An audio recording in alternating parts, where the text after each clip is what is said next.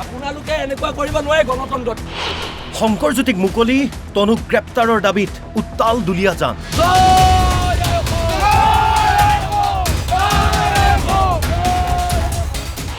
সৰ্বাত্মক ৰূপত বন্ধ তৈলনগৰী দুলীয়াজান। বন্ধক মষিমূৰ কৰাৰ চেষ্টা আৰক্ষীৰ। প্ৰতিবাদকাৰী নেতা কৰ্মী সমৰ্থকক আটক আৰক্ষীৰ।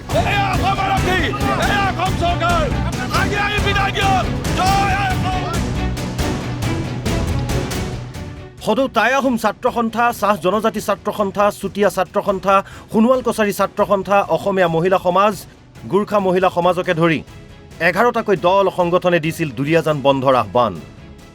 শংকৰজ্যোতি বৰুৱাক মুকলি কৰা আৰু অসমীয়াক লৈ বিতৰ্কিত মন্তব্য কৰা অনা অসমীয়া যুৱতী তনু স্বাহীক গ্ৰেপ্তাৰৰ দাবীত এই গণতান্ত্ৰিক প্ৰতিবাদ।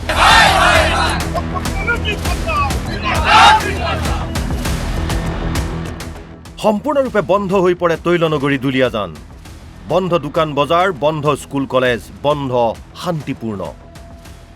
আমি দুলীয়াজানবাসী ৰাইজে আপোনালোকে নিশ্চিতভাৱে দেখিছে সৰ্বত্ৰে এটা শান্তিপূৰ্ণ পৰিৱেশত গণতান্ত্ৰিক প্ৰক্ৰিয়াৰ এটা সুস্থ পৰিৱেশত আমাৰ আন্দোলন কাৰ্যসূচী হৈছে। এই আন্দোলন কাৰ্যসূচীত কোনো ধৰণৰ বিক্ষিপ্ত ঘটনা সংঘটিত হোৱা নাই। এই আন্দোলনৰ কাৰ্যসূচীত শান্তিপূৰ্ণ প্ৰতিবাদ হৈছে। সকলো দোকান পোহাৰ প্ৰতিষ্ঠান ব্যৱসায়ীসকলে দুলীয়াজানবাসী ৰাইজে স্বতঃস্ফূৰ্তভাৱে বন্ধ কৰি ৰাজপথলৈ ওলাই আহিছে। এই কথাটো প্ৰমাণ কৰি দিছে শান্তিপূৰ্ণ গণতান্ত্ৰিক প্ৰতিবাদৰ পৰিভাষা অসম আৰক্ষীয়ে বুজি পোৱা উচিত। অসম চৰকাৰখনে গৃহ বিভাগে শান্তিপূৰ্ণ দুলীয়াজানৰ প্ৰতিবাদী পৰিভাষা বুজি এই তনু স্বাহীক গ্ৰেপ্তাৰ কৰি এই ঘটনা উচিত পৰ্যায়ত তদন্ত কৰি প্ৰকৃত দোষীক চিনাক্ত কৰিবৰ কাৰণে আমি দাবী জনাইছোঁ। প্ৰশাসনক আমি তীব্ৰ ধিক্কাৰ দিছোঁ, আৰক্ষী প্ৰশাসনক তীব্ৰ ধিক্কাৰ দিছোঁ। তেওঁলোকে যিদৰে শংকৰজ্যোতি বৰুৱা বা তেওঁলোকে যিধৰণে আইনী ব্যৱস্থা লৈছিলে, নিজৰভাৱে তেওঁলোকে গোচৰ তৰি আইনী ব্যৱস্থা গ্ৰহণ কৰিছিলে, কিন্তু তনু স্বাহীৰ ক্ষেত্ৰত তেখেতে নৰম স্থিতি গ্ৰহণ কৰিছে যেন আমি ভাবিবলৈ বাধ্য কৰালে। আৰ কে সিঙৰ পৰা আদি কৰি যিখিনি মূল অভিযুক্ত আমি বুলি ভাবিছোঁ সেইখিনি সম্পূৰ্ণ আওতালৈ আহিব লাগিব আইনৰ আওতাত। কিন্তু ইয়াত কি হ'ল, অকল শংকৰজ্যোতিক মানে কি হ'ল এৰেষ্ট কৰিলে আৰু এৰেষ্ট কৰাৰ পিছতে যি হেণ্ডকাপৰ যিটো প্ৰসংগ এইটো সম্পূৰ্ণ মানে তেওঁলোকে আইন উলংঘা কৰিছে। পিছে বন্ধ মষিমূৰ কৰিবলৈ উঠি পৰি লাগিল ডিব্ৰুগড় জিলা আৰক্ষী। OC, DSP আদিৰ কথা বাদেই দিয়ক, খুদ SP উপস্থিত হ'ল দুলীয়াজানত। চহৰখনৰ প্ৰতিটো পথত আৰক্ষীৰ টহল।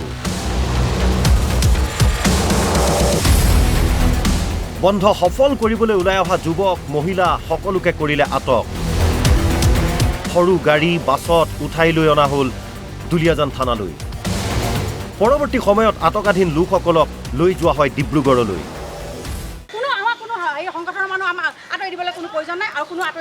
ডিব্ৰুগড় শৃংখল চলিয়াক ধৰিছে কাৰণে আমাৰ বন্ধ হ'ব বুলি, আমাৰ আন্দোলনটো বন্ধ হ'ব বুলি কৈছে। আমি তেখেতে যদি 12 ঘণ্টীয়া দিছিলে, তাৰপিছত 24 ঘণ্টীয়া, যদি হেৰি হয় নহয় 48 ঘণ্টালৈকে আমি হেৰি কৰিম।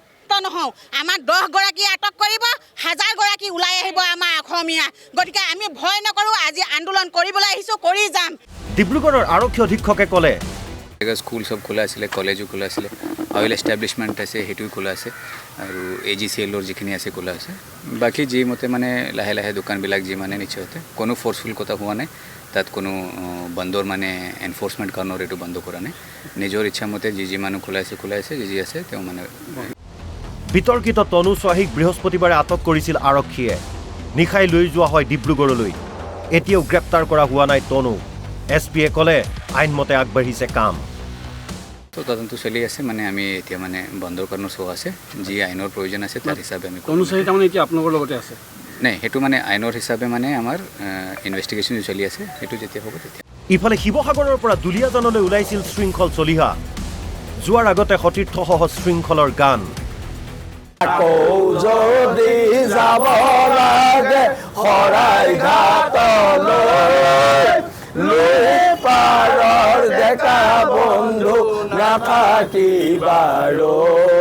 পিছে ডিমৌৰ ৰাজপথত সতীৰ্থসহ শৃংখলক কৰা হ'ল আটক। আৰক্ষী বেষ্টনীত শৃংখলৰ গুজৰণি। মাৰ খাই আপোনালোক অসমীয়া নহয় নেকি? যাব দিয়ক।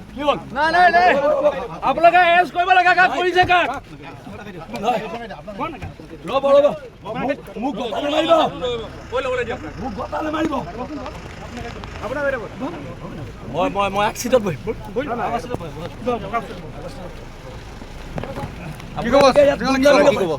জয় অসম, জয় অসম, জয় অসম।